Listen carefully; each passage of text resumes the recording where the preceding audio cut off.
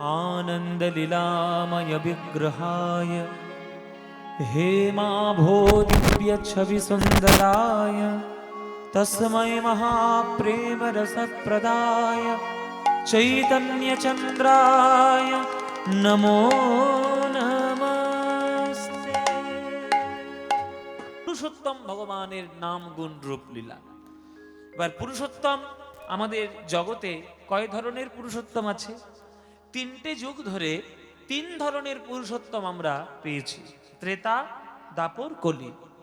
ত্রেতা যুগে মর্যাদা পুরুষোত্তমকে আমরা পেয়েছি, দাপর যুগে লীলা পুরুষোত্তমকে আমরা পেয়েছি, আর এই কলিযুগে আমরা প্রেম পুরুষোত্তমকে পেয়েছি। মর্যাদা পুরুষোত্তমকে রামচন্দ্র, ভগবান শ্রী রামচন্দ্র, তার মতো মর্যাদাশালী পুরুষ, তার মতো মর্যাদাবান ব্যক্তিত্ব ভারতবর্ষে হয়েছে কিনা কখনো সন্দেহ রয়েছে। তিনি একটা ঐতিহাসিক চরিত্র তো বটেই, কিন্তু আমাদের সনাতন অবলম্বীদের কাছে তিনি ভগবান, স্বয়ং বিষ্ণুর অবতার। সেটা যারা মানবে না তাদের ক্ষেত্রে আমার কিছু বলার নেই, কারণ ব্যক্তিগত চিন্তা ভাবনা সম্পর্কে হস্তক্ষেপ করার অধিকার আমার দরকার নেই। দরকার আমার রামকে নিয়ে আপনি যদি রাজনীতি করতে চান খোলামেলাই করতে পারেন, কিন্তু রাম তো রাজনীতির কোনো চরিত্র নয়। রাম হচ্ছে মানবতা জাতির একটি চরিত্র। আপনি মানুষ কি করে হবেন, বাবাকে সম্মান কি করে করবেন, মাকে সম্মান কি করে করবেন, ভাইকে কেমন ভালোবাসবেন, স্ত্রীকে কেমন সম্মান করবেন, ভক্তদের কেমন সম্মান করবেন, নিচু জাত হলেও তারা আপনার কাছে কেমন সম্মান পাবে, এই প্রত্যেকটি মর্যাদাতে পরিপূর্ণ জীবন যার, তিনি হচ্ছেন ভগবান শ্রীরামচন্দ্র। তার মতো ব্যক্তিত্ব হয় না, তাই তাকে মর্যাদা পুরুষোত্তম রাম বলে। মায়েরা তোমরা জেনে নাও, যেটা তোমাদের জানা নেই বা জানার দরকার সেটা জেনে নাও। আমরা সবাই জানি যে কইকেয়ী রামকে 14 বছরের জন্য বনবাস দিয়েছিল, কিন্তু এটাও জেনে রাখুন রামকে কইকেয়ীর মতো কেউ ভালোবাসতে পারেনি। যখন নামকরণ হচ্ছে, রামচন্দ্রের নামকরণ, ভরতের নামকরণ, লক্ষ্মণের নামকরণ, যখন নামকরণ হচ্ছে তখন কৌশল্যার কোলে রাম আছে, কইকেয়ীর কিন্তু নজর নিজের ছেলের প্রতি নেই, রামের দিকে আছে। ওই যে রাম নামটা দিল, কইকেয়ীর মনে এত আনন্দিত হলো যে রামকে নিজের ছেলের থেকেও বেশি ভালোবাসে কইকেয়ী। তাহলে এখানে প্রশ্ন হবে যে কেন তাহলে এত ভালোবাসার মানুষকে ওই 14 বছরের জন্য বনবাস দিল? এটা তো হবেই, একটা কাহিনীতে কিছু যতক্ষণ না একটা টুইস্ট আসবে ততক্ষণ তো শিক্ষা হবে না। এইটাই তো কালের ফের, সব সময় সমান গতিতে জীবন যাবে হয় না। জীবনটা উথাল পাথাল নিয়েই জীবন। যেমন সারা দিন আপনি দিন পাবেন এইরকম কোথাও হয় না, সেটা হয়, কিন্তু দিনও যেমন হবে রাতও তেমন হবে। যেমন নরওয়েতে, আমাদের পৃথিবীতে নরওয়ে বলে একটা জায়গা আছে, ওখানে 6 মাস শুধু দিন হয়ে থাকে, আবার 6 মাস শুধু অন্ধকার হয়ে থাকে। তা 24 ঘন্টার মধ্যে না হলেও 6 মাস ধরে তো হবে। তেমন জীবনও এরকম কখনো সমান গতিতে যায় না, টাল মাটাল তো থাকবেই। তাই 14 বছরের জন্য বনবাসে পাঠিয়ে দিল।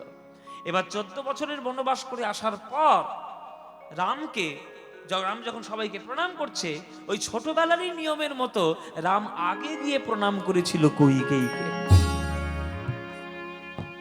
তখন কইকেয়ী কাঁদতে কাঁদতে বলেছিল, রাম তোর সৎ মা হয়ে নিজের ছেলের কল্যাণের জন্য আমি তোকে বনবাসে দিলাম, আর তুই আমার চরণে আগে প্রণাম করছিস, তুই কোন ধাতু দিয়ে গড়েছিস বাবা? তখন রামচন্দ্র একটা উত্তর দিয়েছিল, উত্তরটা আপনাদের জানার দরকার। রামচন্দ্র উত্তর দিচ্ছে কইকেয়ীকে, মাগো আমার যারা রয়েছে সকল অন্যান্য মা, তারা প্রত্যেককে আমার স্নেহে অন্ধ, স্নেহে অন্ধ বলে আমার কি করে মঙ্গল হয় এটা তারা বুঝতে পারেনি। কিন্তু তুমি যেহেতু সৎ মা, তুমি আমার স্নেহে অন্ধ নও, কিন্তু আমার প্রকৃত কল্যাণ জগতে কি করে হবে একমাত্র তুমিই বুঝেছো। এরা স্নেহে অন্ধ, আমরা স্নেহের মধ্যে অতিরিক্ত স্নেহ দিয়ে ছেলে মেয়েদেরকে মাদর করে তুলি। কিছু মনে করবেন না মায়েরা, আপনারা স্নেহ দিন, কিন্তু শাসনটা সমানভাবে জরুরি।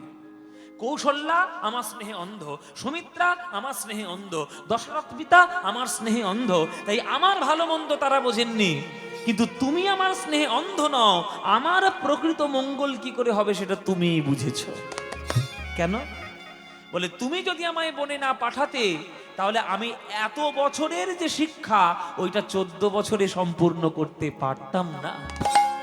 প্রজারা বন জঙ্গলে কেমন বসবাস করে, বাইরের জগৎটা কেমন, তারা কত সুখ দুঃখে আছে, প্রজাদের সঙ্গে সম্পর্ক স্থাপন করতে গেলে নিজেকে কেমন ভাবে তৈরি করতে হবে, এটা যদি আমি বনবাসে না যেতাম তাহলে কি আমি জানতে পারতাম? তাই হে মা, তুমি আমার প্রকৃত মা, তুমি আমার স্নেহে অন্ধ নও, তাই প্রকৃত মঙ্গল কামনাটা তুমি আমার করেছো। বলুন তো, কোন সৎ ছেলে সৎ মাকে গিয়ে এই রকম ধরনের কথা বলে তাকে প্রণাম করবে? কেউ করবে? সে নিজের মা হোক আর সৎ মা হোক, কেমন ভাবে তাকে মর্যাদা দিলে তবে তার সম্মানটা বজায় থাকবে, সেটা রামচন্দ্র ছাড়া আমাদের ভারতবর্ষে আজ পর্যন্ত কেউ বোঝাতে পারেনি। আর এই মূর্খ ভারতবাসীগুলো রামচন্দ্রের চরিত্রকে না জেনে তাকে নিয়ে রাজনীতি করছে। এর থেকে বড় লজ্জাজনক আর কিচ্ছু হয় না। আমি কোনো পার্টি পলিটিক্সে যাচ্ছি না। কে কি পার্টি পলিটিক্স আপনি করবেন সেটা আপনার ব্যাপার, আপনি কোন মতাদর্শে চললে আপনার ভালো লাগবে আপনার ব্যাপার। কিন্তু রামচন্দ্র যেন আপনাদের কাছে রাজনীতির চরিত্র না হয়, রামচন্দ্র যেন আপনার মানবতার চরিত্র হয়, আপনার জীবনের আদর্শ হয়, তবেই রামচন্দ্রকে বুঝতে পারবেন। তাই তিনি মর্যাদা পুরুষোত্তম ত্রেতা যুগে, সেই মর্যাদা পুরুষোত্তম যখন দাপর যুগে এলেন তখন তিনি হলেন লীলা পুরুষোত্তম। তার মতো লীলা প্রতি ক্ষণে ক্ষণে একটি করে নতুন লীলা ও কেউ কখনো তৈরি করতে পারবে না। মায়েরা, যেদিন থেকে জন্ম নিয়েছে সেই দিন থেকে যতদিন পর্যন্ত সে ছিল পৃথিবীতে ততদিন কৃষ্ণ তার নতুন নতুন লীলা করেছে। জানো মায়েরা, পুতনা বধ করতে এসছে কংসের আজ্ঞায়, তখন বৃন্দাবনে থাকতো না, তখন গোকুলে থাকতো। দুটো স্তনের মধ্যে কালকুট বিষ মাখিয়ে মারার জন্য এসেছে। এবার পুতনা তো রাক্ষসী, দেখতে খুব একটা ভালো নয়, রাক্ষসী বলে সন্দেহ হয়, তখন মায়াধারী বিদ্যা নিয়ে তখন সে সুন্দর একটা রমণীর বেশ ধারণ করে যশোদার বাড়িতে ঢুকেছে। যশোদার বাড়িতে ঢুকে দেখতে একটা নীল মতো ছেলে এই গড়াগড়ি দিচ্ছে আর এই মাটি চেটে চেটে খাচ্ছে। তাই তাকে নিয়ে ওই স্নেহ ভরে বলছে পুতনা, এই তোরা মা না তোরা অন্য কিছু রে, ওই ছেলেটাকে মাটির মধ্যে ফেলে রেখেছিস। ওই জন্য বলে যে মার থেকে দরদ বেশি, তাকে বলে মাসি, শুধু নয় রাক্ষসী মাসি। হ্যাঁ, রাক্ষসী মাসি। মাসি মায়ের থেকে কখনো সন্তানকে কেউ ভালোবাসতে পারবে না। তা পুতনা তো রাক্ষসী, কোলে করে তুলে নিয়েছে। সবাই যখন চলে গেল আড়ালে গিয়ে স্তনটা দিয়েছে মুখের মধ্যে, বলে এইবার মরবে, এইবার মরবে। কৃষ্ণ তখন মনে মনে ভাবছে স্তনটা পান করব না করব না, কারণ আমি জানি তো ওর মধ্যে বিষ মাখানো, খেলেই মরবো আমি। কিন্তু আমি যদি মরে যাই তাহলে লীলা তৈরি করতে এখন অনেক রকম সমস্যা তৈরি হবে। আর পুতনা অনেক আশা করে আমার কাছে এসেছে, ওকেও কিছু একটা দিতে হবে, কিছু একটা না দিলে ভগবান আমায় লোকে বলবে কেন? কেন লোকে প্রণাম করে বলবে হে কৃষ্ণ করুণা সিন্ধু দীনবন্ধু জগৎপতি? কেন বলবে? তাহলে ওকে কিছু দেওয়ার দরকার। তা আমি যদি পুতনাকে কিছু দিই, সারা বিশ্ববাসীর ভক্তরা আমার উপর রেগে যাবে যে পুতনা তোমায় মারতে এসে তোমার কাছে ভালো জিনিস পেয়ে গেল, আর আমরা তোমার এতদিন রাত করে নাম জপ করছি, কই আমরা তো কিছু পাচ্ছি না। তাই পুতনাকে কিছু দেব না, পুতনার কাছ থেকে নিয়ে নেব। কি নেব? আমি জগতের সব থেকে দামি জিনিসটা গ্রহণ করি, সেইটাই আমি নেব। তাহলে দেহের মধ্যে সব থেকে দামি জিনিস কি? প্রাণ। প্রাণটাই আমি নেব। ওই 5-6 দিনের বয়সের ছেলেটা ওই পুতনার স্তনদুগ্ধ পান করতে করতে প্রাণবায়ু টান দিয়েছে। যেই প্রাণবায়ু টান দিয়েছে, যখন প্রাণ নিয়ে টানাটানি, তখন মাটিতে গড়াগড়ি দিয়ে পুতনা ছটফট করছে, ছাড় ছাড় বাবা, ছাড় ছাড়। কৃষ্ণ বলে ছাড়বো কেন? ছাড়ার জন্য ধরেছি নাকি? আমি তো বেশ মাটিতে গড়াগড়ি দিচ্ছিলাম আর মাটি খাচ্ছিলাম। তোমায় কে বলেছে এবার কোলে তুলতে? আমি তোমায় বলেছি কোলে তোলো? তুমি এবার কোলে তুলেছো, মানে তুমি আমাকে ছাড়তে চাইলেও আমি তোমায় ছাড়বো না। এইখানে শিক্ষা, এইখানে তত্ত্ব। কিসের তত্ত্ব? ভগবান এটাই বোঝাতে চাইলেন যে আমি অনাদরে পড়ে থাকি, আমি অবহেলায় পড়ে থাকি, আমি কাউকে কোনোদিন কিছু বলবো না, কিন্তু কেউ যদি একবার স্নেহ দিয়ে আমাকে বুকের মধ্যে জড়িয়ে ধরে, পরবর্তীকালে সে ছাড়তে চাইলেও আমি তার হৃদয়ে ছেড়ে কোনোদিন যাব না। আমি যাব না। তুমি ছেড়ে দিতে চাইলেও আমি আর ছাড়বো না। তা এর মতো লীলা আর কে করবে বাবা? কে করবে বলো? ওই জন্য কৃষ্ণের লীলা 3 প্রকারের ভাগ। একটা বৃন্দাবন লীলা, একটা মথুরা লীলা, একটা দ্বারকা লীলা। 3 ধরনের ভাগ করা হয়েছে। বৃন্দাবনে সে তো বলাই যাবে না, প্রত্যেকটি ক্ষণে ক্ষণে একটা করে লীলা। তার উপর দ্বারকাও আছে, আবার মথুরাও রয়েছে। তাই কৃষ্ণ হচ্ছে লীলা পুরুষোত্তম। কিন্তু কলিযুগে আমাদের বাঙালির ক্ষেত্রে আর এক পুরুষোত্তমকে আমরা পেয়েছি, তিনি হলেন প্রেমে পুরুষোত্তম ভগবান শ্রীকৃষ্ণ চৈতন্য, আমার গৌর হরি। ওর মতো প্রেম পুরুষোত্তম আর কেউ নয়, আর কেউ নয়। যে ঝাড়িকণ্ডের জঙ্গলের রাস্তা দিয়ে একটা বাঘকে পর্যন্ত জড়িয়ে ধরে কৃষ্ণ নাম বলাতে পারে, তার মতো প্রেমে পুরুষোত্তম আর কেউ আছে নাকি? আমার গৌরের মতো প্রেম পুরুষোত্তম আর কেউ হবে নাকি? কোনোদিন হবে না, কোনোদিন হবে না গো। তাই আপনারা বাঙালি, আমরা বাঙালি, আমাদের ভাগ্যে গৌরাঙ্গ মহাপ্রভু, আমাদের 14 পুরুষের সৌভাগ্য বলো যে আমরা বাংলায় জন্ম নিয়েছি, জন্ম নিয়ে প্রেম পুরুষোত্তমকে পেয়েছি। তাই 3 ধরনের পুরুষোত্তমের জন্য আজ ভারতবর্ষে শ্রেষ্ঠ, আধ্যাত্মিকতায় শ্রেষ্ঠ, লীলায় শ্রেষ্ঠ, সাহিত্যে সঙ্গীতে শ্রেষ্ঠ, এই রকম পুরুষোত্তম আর কখনো হবে না। তাই বড়ই অবতার ভাই, বড়ই অবতার, পতিতের বিলাবল প্রেমের ভান্ডার। বড়ই অপরূপ ভাই রে আমার গোরা চাঁদের লীলা রে, বড় অপরূপ ভাই রে গোরা চাঁদের নীলা, আমার বড় অপরূপ ভাই রে আমার গোরা চাঁদের লীলা, বড় অপরূপ ভাই রে গোরা চাঁদের নীলা। ও গো রাজা হইয়া কাঁধে করে বৈষ্ণবের ঝোলা রে, রাজা হইয়া কাঁধে করে বৈষ্ণবের ঝোলা, রাজা হইয়া কাঁধে করে বৈষ্ণবের ঝোলা। একমাত্র নিমাই এমন এমন অবতার, এমন প্রেম পুরুষোত্তম যে রাজাকে ভিখারি বানিয়েছে আর ভিখারিকে রাজা বানিয়েছে। ও মায়েরা ভালো করে শুনো, রাজাকে ভিখারি বানিয়েছে আর ভিখারিকে রাজা বানিয়েছে। কে? প্রমাণ কই? আছে, প্রমাণ আছে। বৈষ্ণব জগৎ প্রমাণ ছাড়া কথা বলবে না। ওড়িশার রাজা প্রতাপরুদ্র তাকে ভিখারি বানিয়ে ছেড়েছে। সে যতক্ষণ রাজবেশ ধারণ করেছিল ততদিন একবারের জন্য আমার মহাপ্রভু দেখা দেয়নি। যখনই সে বৈষ্ণবীয় বেশ ধারণ করে ভিখারির মতো ওই হাঁটুর উপর একখণ্ড কাপড়, দ্বাদশঙ্গ তিলক শোভিত, কপালে তুলসীর মালা, আর কপালে তিলক দিয়ে গলায় তুলসীর মালা দিয়ে যখন বৈষ্ণব বেশে এসে ওই রথের পরে ওই বাগানে এসে মহাপ্রভুর চরণ ধরার চেষ্টা করলো, তবে সে মহাপ্রভুর কৃপা পেল, তার আগে নয়। কেননা প্রতাপরুদ্র ভক্ত হতে পারেন, কিন্তু রাজা সে রাজসিক ভক্ত। তেল আর জল জীবনে মিশবে না, কেননা তেলের গুণগত বৈশিষ্ট্য, জলের গুণগত বৈশিষ্ট্য আলাদা। আপনি যতই মিক্সিতে চালিয়ে দিন না কেন, অনুবীক্ষণ যন্ত্র নিয়ে দেখবেন তেল ভেসে আছে উপরে, ঠিক ভেসে থাকবে, খালি চোখেও দেখতে পারবেন।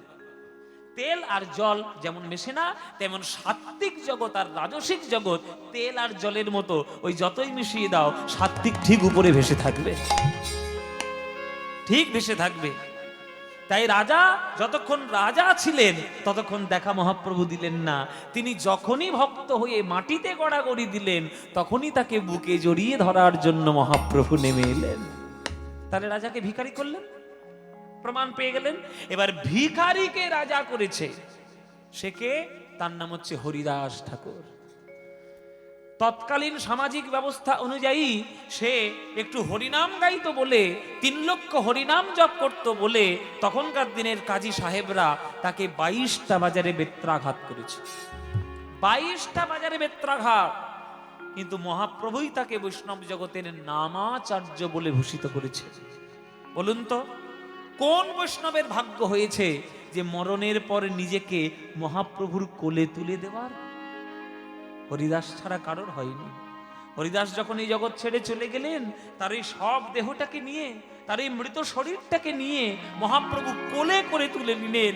2 হাত ধরে তিনি নাচালেন, নিজের হাতে বালি খুঁড়লেন, নিজের হাতে সমাধি দিলেন। কারোর ভাগ্যটা হয়েছে? কারোর ভাগ্যে হয় কেবলমাত্র হরিদাস। তাই বড়ই অপরূপ ভাইরে গোরা চাঁদের লীলা, রাজা হইয়া কাঁধে করে বৈষ্ণবের ঝোলা। হ্যাঁ, গৌরাঙ্গ করুণার কথা আমি কহিতে না পারি গো, গৌরাঙ্গ করুণার কথা কহিতে না পারি। ওগো সংকীর্তন মাঝে নাচে কুলের বৌহারি গো, সংকীর্তন মাঝে নাচে কুলের বৌহারি। এই যে মেয়েরা কীর্তন শুনতে এখন বেশি যায়, দেখো আজকে যেখানে যতক্ষণ বৃষ্টির মধ্যেও যারা কীর্তন শুনতে এসছে, কটা ছেলে এসছে কটা মেয়ে এসছে, দেখো মায়েদের ভাগ বেশি, মায়েরা ভক্ত বেশি। এই যে মায়ের আজকের বাড়ি থেকে বেরোনোর সাহস করেছে, এই যে মায়ের আজকের শিক্ষার জন্য এগিয়ে এসেছে, মায়েদের জন্য অগ্র অধিকার তারা দাবি করছে, এই যে তারা কণ্ঠরোধ এতদিন ছিল, তারা যেবার উদাত্ত কণ্ঠ হয়েছে, কার জন্য? আমার নিমায়ের জন্য হয়েছে। আমার মহাপ্রভু আগে বললেন যে মায়েদেরকে ভালো করে কীর্তন শোনাও। ও মায়েরা, তোমরা একটু বেশি করে কীর্তন শোনাও। কেন জানো? পৃথিবীতে তোমাদের যে ক্ষমতাটা আছে, আমরা পুরুষরা জীবনে সেই ক্ষমতার অধিকারী হব না। 10 মাস 10 দিন গর্ভ ধারণ করে শরীরের রক্ত পুষ্টি সমস্ত কিছু নিঃশেষ করে একটা মাই জন্ম দিতে পারে একটা সন্তানকে, একটা পুরুষ জীবনে পারবে না, জীবনে পারবে না। ওই যে নারীর টান, শত দুঃখ সহ্য করার পরেও তবুও মা হাসি মুখে থাকে, কেন? সন্তানের ওই মিষ্টি মুখটি দেখবে বলে। আর তোমাদের এই গর্ভ সন্তান, তারা যদি ভক্তে হতে পারে, তারা যদি ধ্রুব হতে পারে, তারা যদি প্রহ্লাদ হতে পারে, তারা যদি বিবেকানন্দ হতে পারে, তারা যদি রামকৃষ্ণ হতে পারে, তবেই তো তোমাদের গর্ভ সার্থক, তবেই তো তোমরা মাতৃজাতি সার্থক। বলো মায়েরা, তোমরা এখানে আজকে যারা গান শুনছো, অনেক বেশি লোকজন নেই, তোমরা যে কজন আছে আমাকে হাত তুলে বলো, আর বুকে হাত রেখে বলো, বলো তোমরা কার মা হলে খুশি হবে? তোমরা রাবণের মা হলে খুশি হবে, না রামের মা হলে খুশি হবে? হ্যাঁ, রামের মা।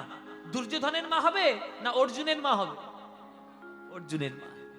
এটা কেন বলছি? কেননা আপনার সন্তান যখন আপনার নামটা গৌরবান্বিত করবে, তখন আপনার গর্ভ সার্থক হবে। যখন কোনো মায়ের গর্ভজাত সন্তান জগতে নাম করে বেড়ায়, তখন অন্যান্য মেয়েরা তখন তাকে বলে, ওই মাটা কি ভাগ্য করেছিল, এত সুন্দর সন্তানকে জন্ম দিয়েছে। এটাই না আনন্দ? প্রহ্লাদ কয়াধুর গর্ভে 5000 বছর ছিল। ওই 5000 বছর গর্ভের মধ্যে থেকে নারদের কাছ থেকে শ্রীমদ্ ভাগবত মুখস্থ করে ফেলেছিল। 5000 বছর গর্ভের মধ্যে ছিল। আজ প্রহ্লাদের জন্য কয়াধুর গর্ভ হবে না? আগে নিজেকে কয়াধু বানাতে হবে, তবেই প্রহ্লাদের মা হতে পারবেন। নিজেকে আগে কৌশল্যা বানাতে হবে, তবেই রামের মা হতে পারবেন। নিজেকে আগে যশোমতী হতে হবে, তবেই কৃষ্ণের মা হতে পারবেন। আর সেটা তখনই সম্ভব যখন নিজের জীবনটি সৎ জীবন যাপন পালন করবেন। হ্যাঁ, তবেই হবে, নইলে হবে না। তার জন্য কীর্তন শোনা জরুরি। কীর্তনের আসরে যেতে হয়, ভগবানের চরণে নিবেদন করতে হয়, জীবনটিকে সুসজ্জিত করতে হয়, জীবনটিকে সৎ পথে চালাতে হয়, তবেই রামের মতো সন্তান হবে। নইলে তুমি বাঁকা গাছ হয়ে যাবে, আর তোমার কাছ থেকে সোজা গাছ আসবে, জীবনে হবে না। তুমি যেমন বাঁকা হবে, তোমার সন্তানও বাঁকাই হবে। তাই নিজেকে আগে উন্নত করো, তারপরেই দেখবে সন্তান সন্ততি নিশ্চয়ই উন্নত হবে। তাই পদকর্তা পদ লিখলেন, গৌরাঙ্গ করুণার কথা আমি কহিতে না পারি গো গৌরাঙ্গ করুণার কথা, কহিতে না পারি। আজ সংকীর্তন মাঝে নাচে ফুলের বৌহারি গো, সংকীর্তন মাঝে নাচে কুলের বৌহারি। ও যবনেও নাচে গায় আর বলে হরি নাম নাম, যবনেও নাচে গায় বলে হরি নাম। গো হেন অবতারে সে বঞ্চিত বলরাম, হেন তারে সে বঞ্চিত বলরাম। জাতের বিচার করো না, শোনো রে মানুষ ভাই, সবার উপরে মানুষ সত্য, তাহার উপরে নাই। এটা কার কথা? চণ্ডীদাসের কথা। শুনেছি তো অনেক দিন ধরে, কজন পালন করেছি। বড় বড় ভাষণ দেওয়ার জন্য কথাগুলো আমরা ব্যবহার করি, ওই রাজনৈতিক মঞ্চে, ভাষণের মঞ্চে, স্কুলের মঞ্চে, নানান রকম ওই ইন্সপিরেশনাল এই যে সব স্পিচগুলো হয় সেইখানকার মঞ্চে। কই জীবনে তো পালন করিনি? পালন করেছি জীবনে। মানুষ হতে হয় আগে, আগে মানুষ হও, তারপরে যা হওয়ার হবে। তাহলে চণ্ডীদাসের কথা শুনে তুমি চলবে না, তা তুমি মানুষ হবে কি করে? আগে তাদের কথাগুলো শুনে চলার চেষ্টা করো। নিজের মনটা কলুষিত মন, তুমি অন্যের মনকে সমালোচনা করার চেষ্টা করছো, ছাই হবে, জীবনে কিচ্ছু হবে না। আগে নিজে মানুষ হও। যবনেও নাচে গায় বলে হরিনাম। মহাপ্রভুর কীর্তন শুনে চাঁদ কাজী পর্যন্ত কীর্তন করেছে, নাসির মাহমুদ পদ লিখেছে, আকবর পদ লিখেছে। আর তারপরে আমাদের এই বর্ধমানের এক অপূর্ব কবি, তার নাম নজরুল ইসলাম, সেও গান লিখেছে। কে গান লেখেনি? তাহলে তারা যদি ভক্ত হতে পারে, তারা যদি মহাপ্রভুর প্রভাবে প্রভাবিত হতে পারে, আমাদের প্রভাবিত হতে ক্ষতি কি? কে বলেছে সব জাতের বিচার? তুমি মহাপ্রভুর নাম নিয়ে চলছো, অথচ তুমি জাতের বিচার করে নিয়ে চলছো। তাহলে তুমি মহাপ্রভুকে ছাই ভালোবাসো? আমার বাবাকে যদি আমি ভালোবাসি, সঠিক শ্রদ্ধা তখনই হবে আমার বাবা যেসব শিক্ষাগুলো দিয়েছে সেইগুলো জীবনে পালন করা। তাহলে মহাপ্রভু শিক্ষা দিয়েছে যে জাত ধর্মের বিচার করবে না, আর তুমি জাত ধর্ম নিয়ে পড়ে আছো। তাহলে কি করে হবে মহাপ্রভুকে ভালোবাসা? ওই লোক দেখানি ভালোবাসা করে কোনো লাভ নেই। ভালোবাসা করলে ভেতর থেকে করো। তাকে সত্যিকারের শ্রদ্ধা করলে সেই শ্রদ্ধাটা আগে তুলে ধরো, তবেই তোমরা মহাপ্রভুকে ভালোবাসতে পারবে। বলরাম দাস বলছে যে যবনেও নাচে গায় তারা বলে হরিনাম, আরে হেনই অবতারে বঞ্চিত বলরাম। এত সুন্দর প্রেমের অবতার, সবাইকে চরণ ধরে ধরে প্রেম দিয়ে গেল। হায় এবারে আমি বঞ্চিত হলাম, হায় এবার আমি বঞ্চিত হলাম। এমন করুণা সিন্ধু, এমন করুণা সিন্ধু অবতারে, হাই এবারে আমি বঞ্চিত হলাম। এমন করুণা সিন্ধু অবতারে, এবার আমি বঞ্চিত হলাম। আমি কেবল রইলাম বাকি, আমি কেবল হইলাম বাকি। আমি কেবল রইলাম বাকি, আমি কেবল রইলাম বাকি। আমি গুরু বৈষ্ণবে দিয়ে ফাঁকি, ওগো আমি কেবল রইলাম বাকি। গুরু বৈষ্ণবের দিয়ে ফাঁকি, আমি কেবল রইলাম বাকি। ওগো গুরু বৈষ্ণবে দিয়ে ফাঁকি, আমি হরি হরি না বলিলাম। গুরু বৈষ্ণবের দিয়ে ফাঁকি, হরি হরি না বলিলাম। গুরু বৈষ্ণবে দিয়ে ফাঁকি,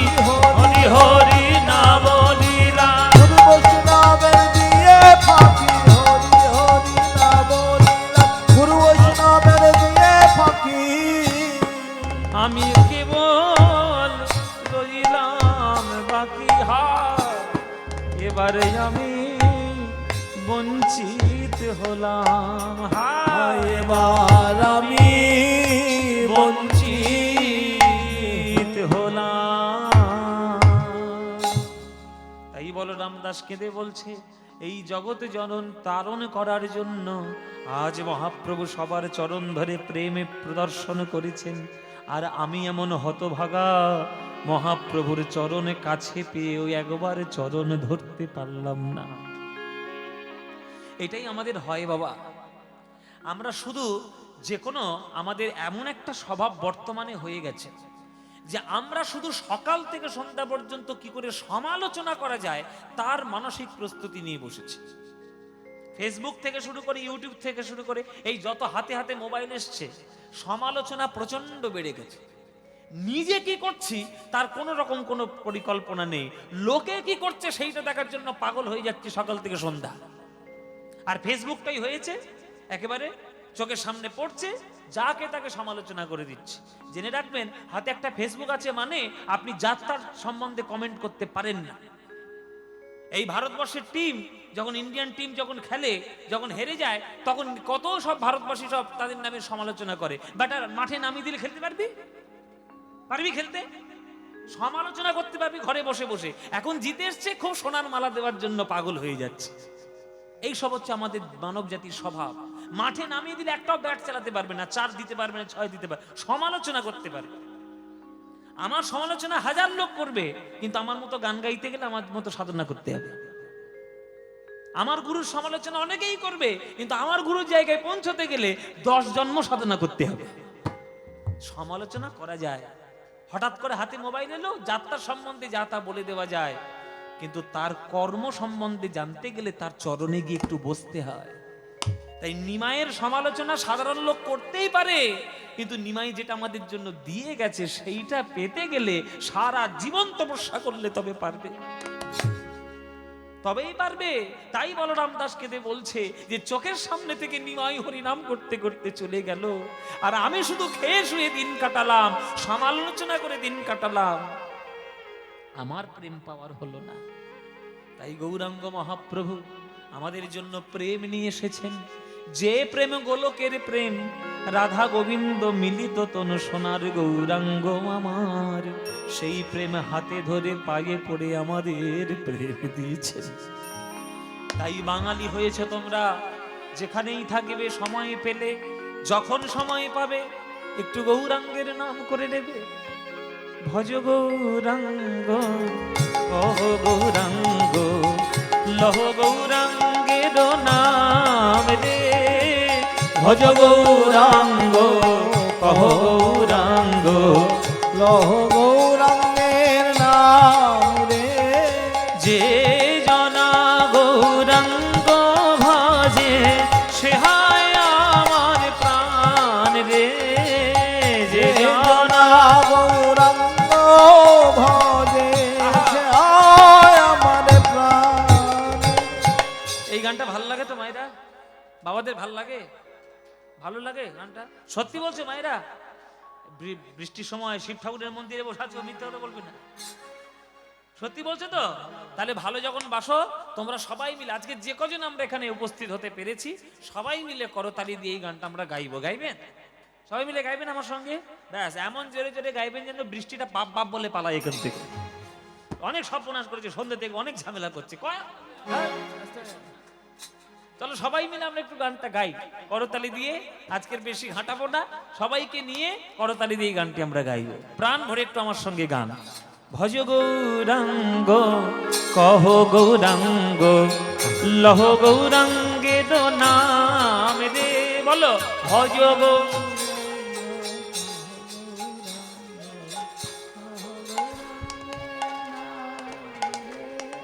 ভজ গৌরাঙ্গ, কহ গৌরাঙ্গ, লহ গৌরাঙ্গের নাম রে।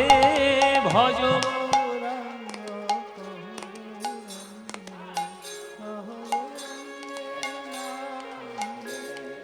যে জনা গৌরাঙ্গ ভজে সে হয় আমার প্রাণ রে।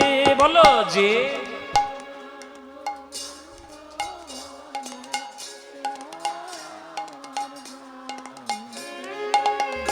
প্রভাত কালে হা গৌরাঙ্গ যে বলে একবার রে প্রভাত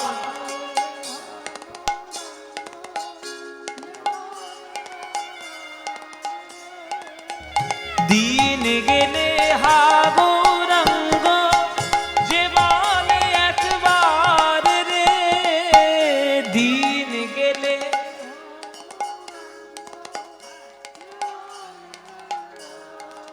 হ্যাঁ সেই জন আমার হয় আর আমি হই তার রে বলো সেই জন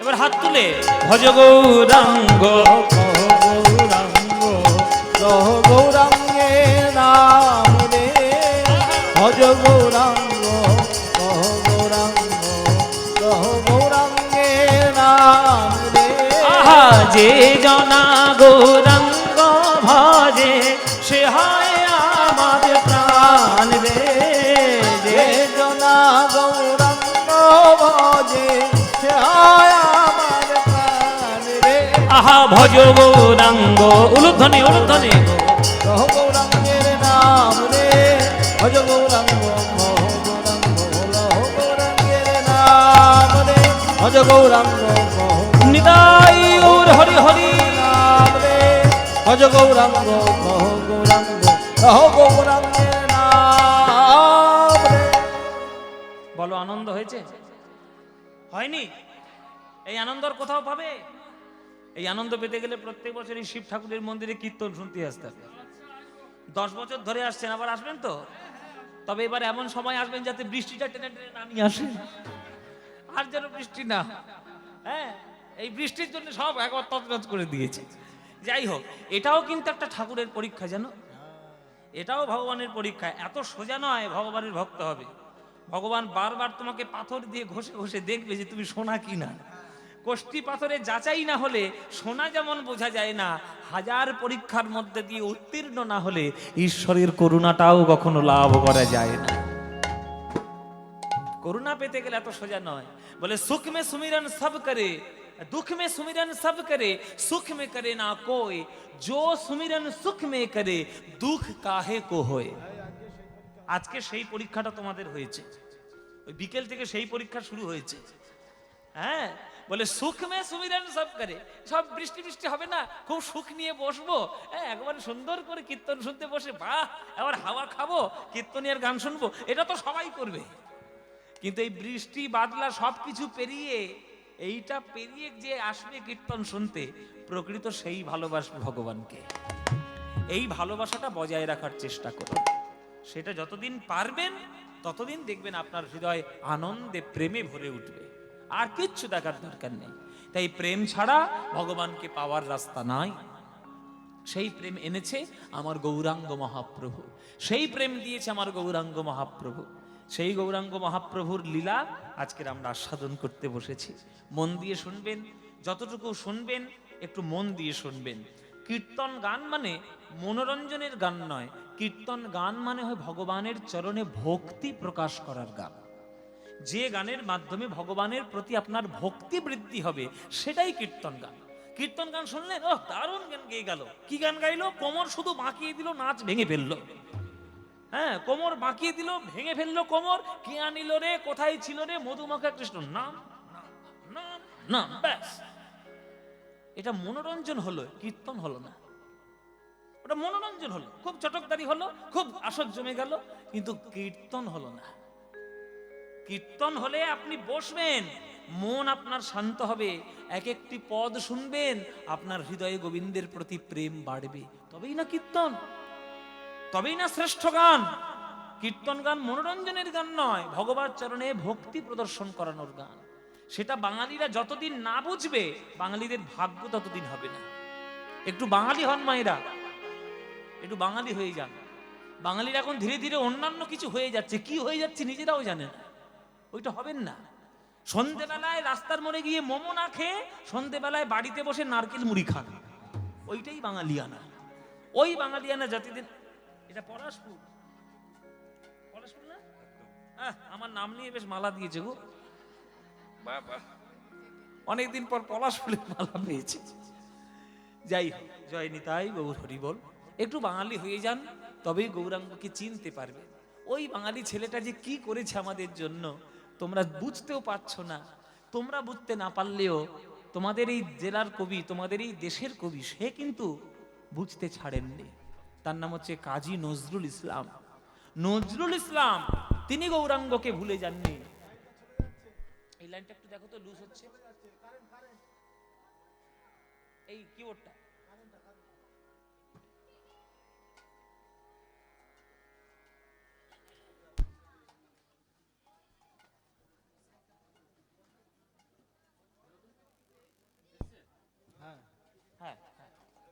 জয় নিতাই, জয় নিতাই। এই দেশের কবি, এই বর্ধমান জেলার কবি কাজী নজরুল ইসলাম, তিনি কিন্তু গৌরাঙ্গকে চিনেছেন। তাই তিনি গৌরাঙ্গকে চিনে তিনি মুসলমান হয়েও গৌরাঙ্গের সম্বন্ধীয় একটা গান তিনি রচনা করেছেন। নিজের কথা, নিজের সুর, কাজী নজরুল ইসলামের কথা সুর দিয়ে গৌরাঙ্গ মহাপ্রভুর গান। এই গানটা সহজে শোনা যায় না, কিন্তু আমি আমার গুরুর কাছে শুনেছিলাম, তাই একটু শিখেও ছিলাম। আপনারা যদি বলেন আপনাদের দু লাইন শোনাতে পারি, শোনাবো? শুনবেন? ওই পিছন থেকে ঝরঝর করে জল পড়ছে, শুনবেন তবু? আচ্ছা চলুন। কাজী নজরুল ইসলামের লেখা, কাজী নজরুল ইসলামের সুর, গৌরাঙ্গ বিষয়ের গান, গৌরাঙ্গ মহাপ্রভুকে নিয়ে গান। অভূতপূর্ব রচনা, অপূর্ব রচনা। মোরা, একটু হাত জোরে করে বসবেন মায়েরা। খুব প্রিয় গান আমার, আর খুব কথাগুলো যদি শুনতে পারেন, আহা, একবারে কথাগুলো হিরে মণি মুক্তার থেকে কম কিছু নয়, কথাগুলো এত দামি। মোরা কাঁদব না ওগো সচি দুলাল, তোমায় ডেকে ডেকে মোরা কাঁদব না ওগো সচি দুলাল,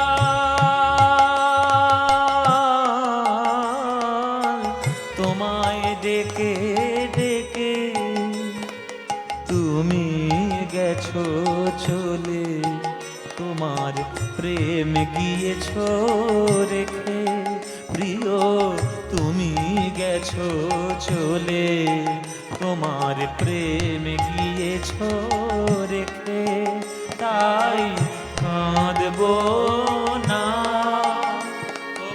সখী দুলাল, তোমায় ডেকে ডেকে তাই কাঁদব না। আহা, কি কথা দেখুন বাবা, তাই কাঁদবো না। নজরুল ইসলাম বলছে তাই কাঁদবো না। কেন কাঁদবো না? ওগো ও সচি দুলাল, তোমার জন্য আমরা কাঁদবো না। কেন? বলে কাঁদবো কার জন্য? যাকে হারিয়ে ফেলেছি তাকে, তার জন্য কাঁদবো। যে চিরকাল আমাদের সঙ্গে সঙ্গে রয়েছে তার জন্য কেন কাঁদবো? আরে তোমার শরীরটা হয়তো আমাদের কাছে নেই, কিন্তু তোমার আশীর্বাদ, তোমার প্রেম, তোমার অনুভূতি, তোমার ভালোবাসা প্রতিটি বাঙালি ভক্তদের হৃদয়ে আছে, তাই কাঁদবো না।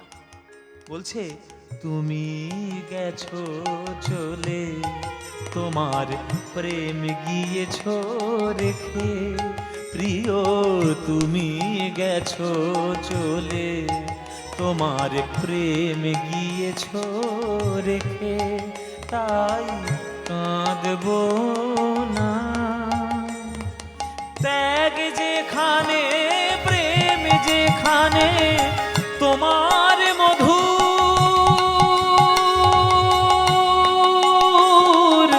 রূপ সেখানে, ত্যাগ যেখানে, প্রেম সেখানে, তোমার মধুর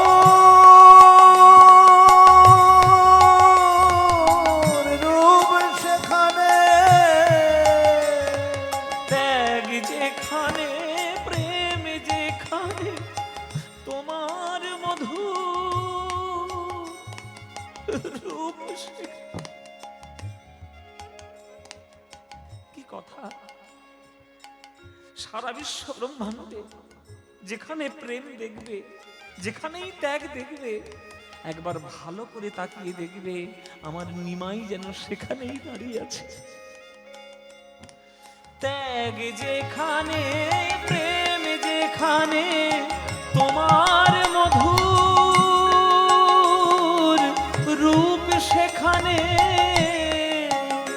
ওগো জগন্নাথের দেউল তোমায় রাখবে কোথায় ঢেকে, ওগো জগন্নাথের দেউল তোমায় রাখবে কোথায় ঢেকে, তাই কাঁদব না ওগো শচী দুলাল, তোমায় ডেকে ডেকে তাই কাঁদব না ওগো সখী দুলাল, তোমায় ডেকে ডেকে।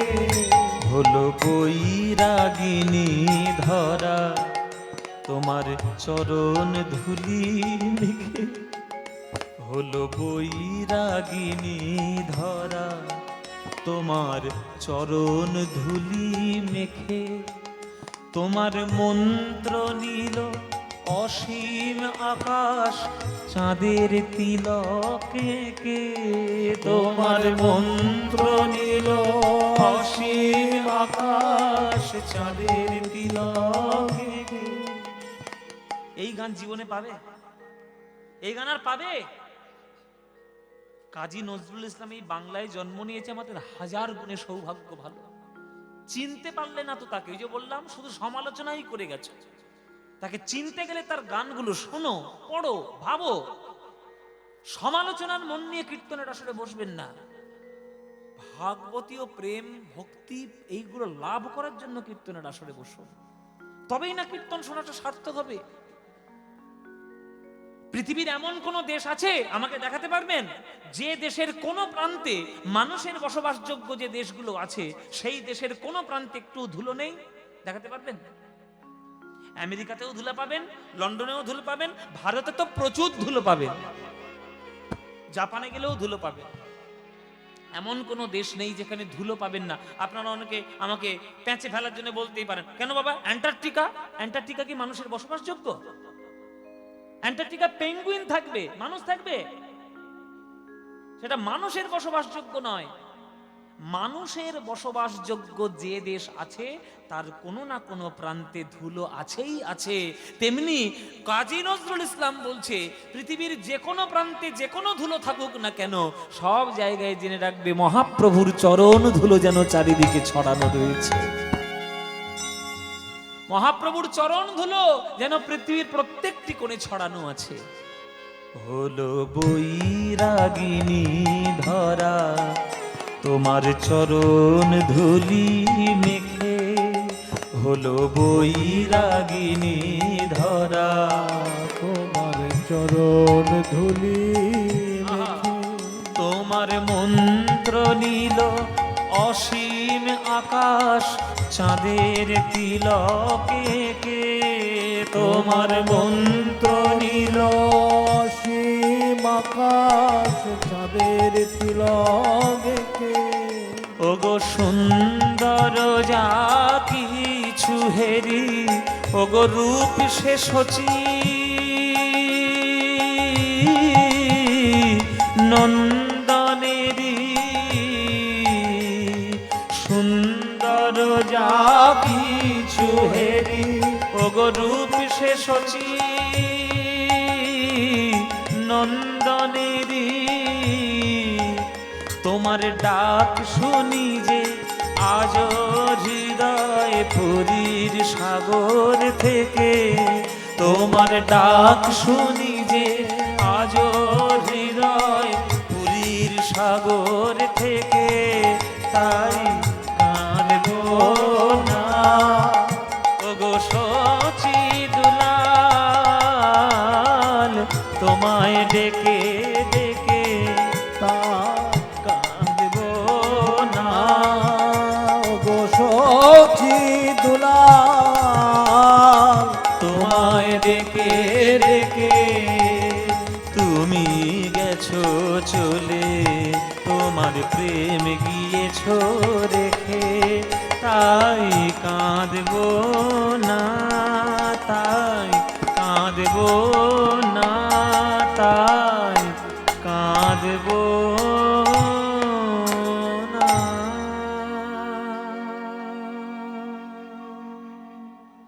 এই হচ্ছে নজরুল ইসলাম। এই গানটা লিখেছে বলে নজরুল ইসলামের জাত গেছে? জাত গেছে? তোমরা এই গানটা শুনছো, তোমাদের জাত গেছে? না গৌরাঙ্গকে নিয়ে গানটা লিখেছে, গৌরাঙ্গের জাত গেছে? তাহলে জাত ধর্মের বিচার নিয়ে তোমরা কেন পড়ে আছো? সাধারণ মস্তিষ্ক ছাড়ো, একটু উদার হওয়ার চেষ্টা করো। সূর্যের আলো যেমন কোনো গলিতে প্রবেশ করবে না, এই রকম তার কোনো কথা নেই, পৃথিবীর সর্বত্র আলো দেবে। মনটাকে সূর্যের মতো আলোকিত করো, তবেই না প্রেম কুড়িয়ে পাবে, তবেই না মহাপ্রভুর প্রেম বুঝতে পারবে। তাই আজকে সেই মহাপ্রভুর কথা, সেই মহাপ্রভুর লীলা আজকের আমরা আস্বাদন করব। কি আস্বাদন করব? মহাপ্রভুর দ্বিতীয় স্বরূপের কথা আজকের আমরা আস্বাদন করব। আজকের আমরা ভক্ত লীলা শ্রীনিবাস আচার্যের কথা আস্বাদন করব। মহাপ্রভুর দ্বিতীয় স্বরূপ, তার নাম হচ্ছে শ্রীনিবাস আচার্য। মনোহর শাহী ঘরানার কীর্তনের জনক, তার গান, তার কথা, তার জীবন আমরা আস্বাদন করব। চলুন আমরা যতক্ষণ সময় থাকবো কীর্তনের আসরে এবং শ্রীনিবাস আচার্যের কথা আপনারা মন দিয়ে আস্বাদন করবেন, দেখবেন হৃদয় একেবারে পরিপূর্ণ হয়ে যাবে। চলুন শ্রীনিবাস আচার্যের কথা আস্বাদন করি। মহাপ্রভুর দ্বিতীয় স্বরূপ তাকে বলা হয়, মহাপ্রভুর দ্বিতীয় রূপ তাকে বলা হয়। কেন বলা হয়, কি করতে বলা হয়, সেটা তো পালার মধ্যে ঢুকলে তবেই আমরা বুঝতে পারব। চলুন লীলা শুরু করি। শ্রীনিবাস আচার্য। ও মায়েরা বুঝতে পারছো তো? কথাগুলো বুঝতে পারছো? যেটা বুঝতে পারবেন আমাকে বলবে, আমি 1000 বার বুঝিয়ে দেবো, 1000 বার বলে দেবো, কিন্তু না বুঝে আসর ছেড়ে কোনোদিন যাবে না, বুঝে যাবে। যতক্ষণ কীর্তন শুনবে পরিষ্কার চকচকে আয়নার মতো বুঝে নেবে। চলো শ্রীনিবাস আচার্য। নদিয়া জেলার চাকুন্দি গ্রাম গঙ্গাধর ভট্টাচার্য নামে এক সজ্জন ব্রাহ্মণ বাস করেন। তার মনে বড় ইচ্ছা, পড়াশোনা শিখে আমি একটু পণ্ডিত হব। আর নবদ্বীপ হচ্ছে তখনকার দিনের পড়াশোনার পীঠস্থান, অক্সফোর্ড অফ বেঙ্গল। পুরো বাংলার মধ্যে শিক্ষার পীঠস্থান ছিল নবদ্বীপ। সারা বাংলা থেকে লোক সেখানে যেত পড়াশোনা করার জন্য। আমাদের ভারতবর্ষের এখন দুর্ভাগ্য হচ্ছে এইটা, যে একটা সময় ছিল সারা পৃথিবী থেকে লোক ভারতে আসতো পড়াশোনা করার জন্য। আর এখনকার দিনে এতটাই দুর্ভাগ্য আমাদের, ভারত থেকে লোক বিদেশে যায় পড়াশোনা করার জন্য। লজ্জার থেকে আর কম কিছু নয়, এটা লজ্জার থেকে কম কিছু নয়। এটার জন্য দায়ী কে? এটার জন্য দায়ী ভারতবাসী নিজেরাই, নিজেরাই ভারতবাসী দায়ী। কেননা মুসলমান সাম্রাজ্য, মোগল সাম্রাজ্য, খিলজি বংশ, তারা আমাদের ভারতকে শাসন করেছে, প্রচন্ড ক্ষতি হয়ে গেছে, আমাদের দেশের প্রচন্ড ক্ষতি হয়েছে। তারপরে 200 বছরের ইংরেজ শাসন, সে তো আরো ক্ষতিগ্রস্ত হয়েছে। তারা যা ক্ষতি না করে গেছে, তার থেকে এই 60-70 বছরে আমাদের ভারতবর্ষের নেতাগুলো ভারতবর্ষকে আরো সর্বনাশ করেছে, তার থেকে অনেক বেশি ক্ষতি করেছে। আমাদের দেশের মানুষরা দেশকে যতটা চিনতে পারেনি, বরং বিদেশিরা কিন্তু খানিকটা চিনেছে। ইসকনের লোকেরা, আমেরিকার লোকেরা আজকের ইসকনে এসে পড়ে রয়েছে নবদ্বীপে, এমনি এমনি নয়। তারা বুঝে গেছে যে নবদ্বীপের মাটিতে গড়াগড়ি দিলে আমি আমেরিকায় থাকলে পৃথিবীর সকল কিছু সুখ কিনে নিতে পারবো, কিন্তু ভগবানের চরণের প্রেম কখনো কিনতে পারবো না। তাই তারা বৃন্দাবনের ধুলায় গড়াগড়ি দিচ্ছে, নবদ্বীপের ধুলায় গড়াগড়ি দিচ্ছে, হরে কৃষ্ণ বলছে। আমাদের দেশের মানুষগুলো বুঝতে পারছে না, সব সেকুলার হয়েছে। হ্যাঁ, সব সেকুলার হয়ে গেছে, নানান ধরনের বাক বিতণ্ডা করে ঈশ্বরমুখী যাতে না হয় সেই চেষ্টা করে বেড়াচ্ছে। আর সুনিতা উইলিয়ামস, তার মতো একটা বিজ্ঞানী, সে আকাশে যখন যাচ্ছে গীতা নিয়েই যাচ্ছে, গণেশ নিয়ে যাচ্ছে। তোমরা কোন মূর্খ নিজেরাই ভেবে দেখো। সে এত বড় বিজ্ঞানী হয়ে সে আকাশে যখন যাচ্ছে, যখন মহাকাশ গবেষণা করতে, সে গীতা নিয়ে যাচ্ছে, সে গণেশ নিয়ে যাচ্ছে। আর তোমরা এতটাই সেকুলার হয়েছো যে নিজেদের দেশের ধর্ম চেনো না, নিজেদের দেশের আদর্শ চেনো না, লোককে ঈশ্বর বিরোধী করার চেষ্টা করছো। লজ্জা ছাড়া তোমরা দেশের জন্য কিচ্ছু নাও, কিচ্ছু নাও তোমরা লজ্জা ছাড়া। নবদ্বীপ হচ্ছে আগেকার দিনের পড়াশোনার জায়গা। এই নিমাইয়ের বাবা জগন্নাথ মিশ্র পড়াশোনা করতে এসেছিল বাংলাদেশ থেকে, পূর্ববঙ্গ থেকে। পড়াশোনা করার পরে সেই তিনি নবদ্বীপে থেকে গেলেন, রয়ে গেলেন। তাই গঙ্গাধরের বড় ইচ্ছা, গঙ্গাধর ভট্টাচার্যের ইচ্ছা যে আমি একটু পড়াশোনা করব ভালো করে, বেদ পড়ব, পুরাণ পড়ব, যুক্তি পড়ব, ন্যায় পড়ব, দর্শন পড়ব, উপনিষদ পড়ব, নানান কিছু পড়াশোনা করে আমি একটু পণ্ডিত হব। পড়াশোনার মোহের মধ্যে পড়েছি গঙ্গাধর ভট্টাচার্য। তা গঙ্গাধর ভট্টাচার্য যখন পড়াশোনা করতেন নবদ্বীপে, তখন গৌরাঙ্গ মহাপ্রভু দলবল সঙ্গে নিয়ে, খোল করতাল সঙ্গে নিয়ে আর হরিনাম করতে করতে সবার চরণ ধরে ধরে প্রেম প্রদর্শন করে যেতেন।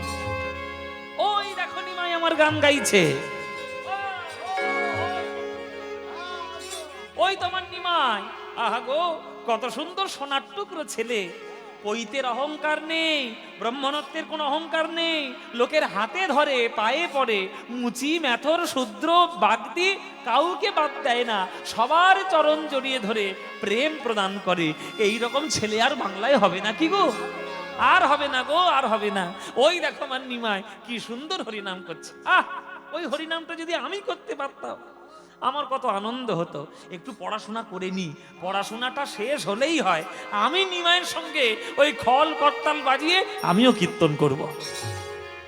মহাপ্রভু কীর্তন করতে করতে যাচ্ছে, এদিকে পড়াশোনা করছে গঙ্গাধর পাঠশালায় বসে গুরুর কাছে, আর ওদিকে নিমাই হরিনাম করতে করতে যাচ্ছে। হরিহরে নম কৃষ্ণ যাদবায় নম, হরিহরে নম কৃষ্ণ যাদবায় নম, হরে নম কৃষ্ণ যাদবায় নম, হরিহরায় নম কৃষ্ণ যাদবায় নম। গোপাল গোবিন্দ রাম শ্রী মধুসূদন, গোপাল গোবিন্দ রাম শ্রী মধুসূদন, ওই গোপাল গোবিন্দ রাম শ্রী মধুসূদন, গোপাল গোবিন্দ রাম শ্রী মধুসূদন। ওই গোপাল। গানটা ঠিক গাইলাম? ভুল হয়েছে না? হ্যাঁ, ভুল হয়ে গেছে। মানে তাহলে কি হবে? হরিহরে নম কৃষ্ণ যাদবায় নম।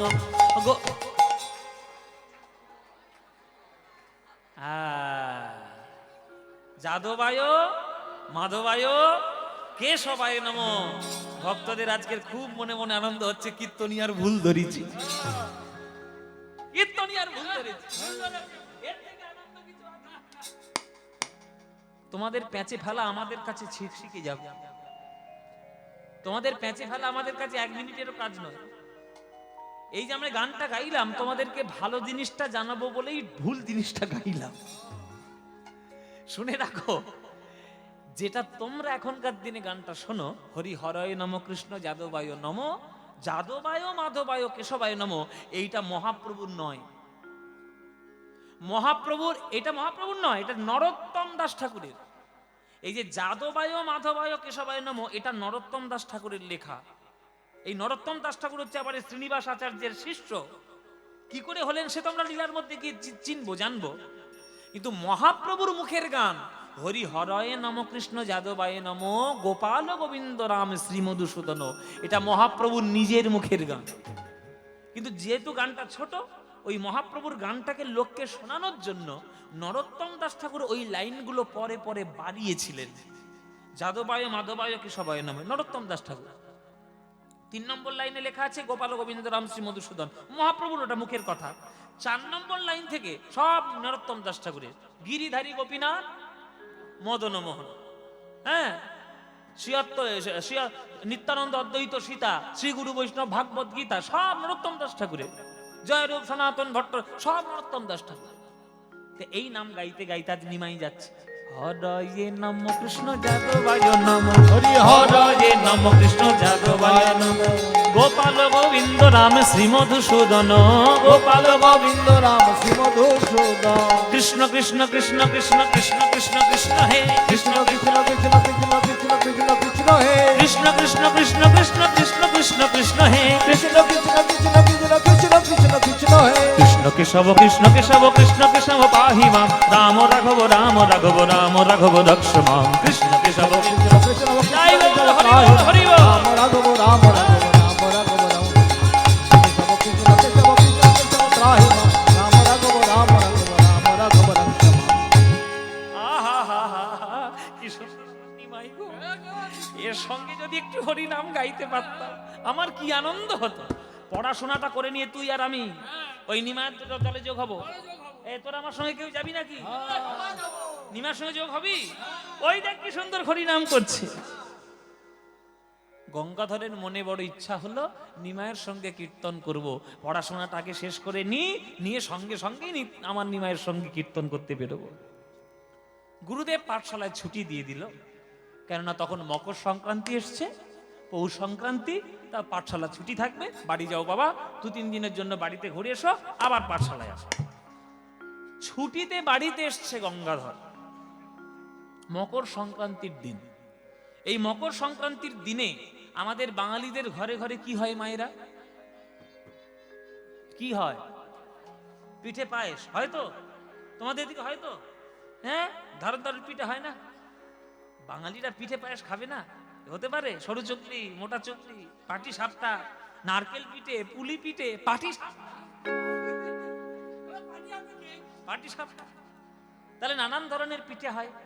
তা পিঠে পায়েস খেয়ে পৌষ সংক্রান্তির দিন বাড়িতে খুব আনন্দ করে গঙ্গাধর থাকলো। পরের দিন সকালে উঠে মনে মনে ভাবছে যে কালকেই তো গুরুর বাড়ি থেকে এসেছি, গঙ্গা স্নানটাই আমার করা হয়নি, আমার একটু গঙ্গা স্নান করতে হবে। হলে এই পৌষ সংক্রান্তির দিন গঙ্গা স্নান না করলে হয়? সে গঙ্গাসাগর সে কত দূর, সেখানে তো আর যেতে পারবো না। সব তীর্থ বারবার, আর গঙ্গাসাগর একবার। তখন যদিও একবার ছিল, এখন বারবার, এখন ট্রেন হয়ে গেছে। আর এই গঙ্গাসাগর যতই তোমরা বর্ধমানে থাকো, আমার দেশে না গেলে তোমাদের 14 পুরুষের উদ্ধার নেই বলে দিলাম। ওই গঙ্গাসাগরের দেশের ছেলে আমি। আমার বাড়ির থেকে গঙ্গাধর এই 1.5-2 ঘন্টার মধ্যেই আর কি, একদম কাছে। হ্যাঁ, অতটাও লাগবে না, খুব তাড়াতাড়ি যাওয়া যায়। তা গঙ্গাসাগর তো আর যেতে পারবো না। তা গঙ্গা বয়ে যাচ্ছে যখন চোখের সামনে থেকে, বরং আজকের পয়লা মাঘ, আজকে ডুবটা দিয়ে আসি গঙ্গার জলে। তা চাকন্দি গ্রাম থেকে গঙ্গা কোথায়? চাকন্দি গ্রামের কাছাকাছি গঙ্গা হচ্ছে কাটোয়ার গঙ্গা। কাটোয়া আছে না বাবা? এই যে আপনাদের বর্ধমানেরই কাটোয়া, সোজা চলে গেলে এই কাটোয়া যে গঙ্গাটা, ঠিক ওই পাটটা হচ্ছে নদিয়া জেলার চাকন্দি গ্রাম, আর এই পাটটা হচ্ছে কাটোয়া। এইবার গঙ্গাদাস স্নান করতে এসে দেখছে যে গঙ্গার ওই পারে মানে কাটোয়াতে প্রচুর লোকের ভিড়। একটা বট গাছের তলায় অনেক লোক, সব করজোরে, দূর থেকে বোঝা যাচ্ছে যতটুকু, করজোরে সবাই দাঁড়িয়ে আছে। কেন? আজকের ওই বট গাছের তলায় অভূতপূর্ব ঐতিহাসিক ঘটনা ঘটছে। কি ঘটনা ঘটছে সেটা এবার আমরা বলবো। কাঞ্চন নগরে এক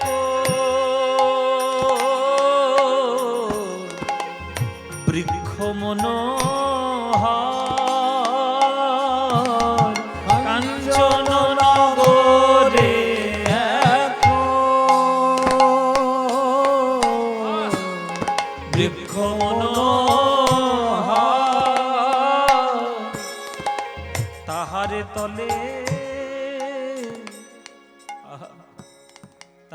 তলে বসিলে আমার গৌরাঙ্গ সুন্দর। সবাই হাত জোড়ে করে বসুন, সবাই হাত জোড়ে করে একটু বসুন বাবা। সুরধ্বনির তীর আলো করে বটগাছের তলায় গঙ্গার তীরে আমার নিমাই বসে আছে। তাহারে তলে বসিলেন আমার গৌরাঙ্গ সুন্দর। সুরধ্বনির তীর আলো হলো, সুরধ্বনির তীর আলো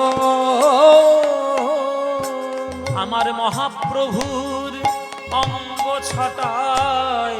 সুরধ্বনির তীর আলো হলো মহাপ্রভুর অঙ্গ ছটায়। সুরধ্বনির তীর আলো। ওই বট গাছের তলায় আমার গৌরাঙ্গ মহাপ্রভু এসে বসেছে। কেন না সন্ন্যাস গ্রহণ করবে বলে কাটোয়ায় কেশব ভারতীর চরণে এসেছে।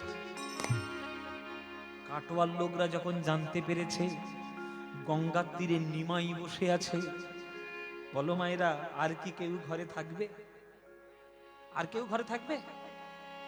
সব দলে দলে জানতে যখন পেরেছে, এই ওই নিমাই এসছে রে, নিমাই বট গাছের তলায় বসেছে, সে নাকি সন্ন্যাসী হবে, ওরে চল চল চল ছুটে চল, একবার শেষবারের মতো দেখে আসি, কেননা সে যদি সন্ন্যাসী হয়ে চলে যায় আর তার নয়ন ভরে তাকে দর্শন করা হবে না। নগরের লোকধায় আর যুবক যুবতী, নগরের লোকধায় যুবতী যুবতী, নগরের লোকধায় আর যুবক যুবতী, সতী ছাড়ে নিজ পতি,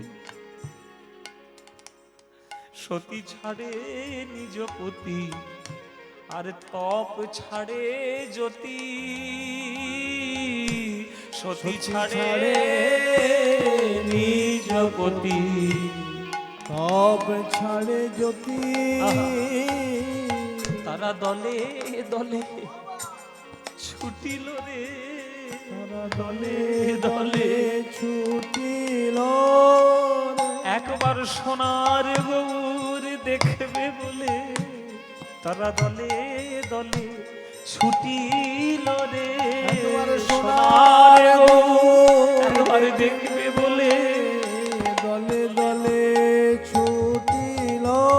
ওগো তারা সোনার গৌর দেখবে বলে, আর ভাগ্যে হয় কি না হয় সোনার গৌর দেখবে বলে, আর ভাগ্যে হয় কি না হয় সোনার গৌর দেখবে বলে, আর ভাগ্যে হয় কি না দলে দলে ছুটিল রে, নগরের লোকধায় আর যুবক যুবতী,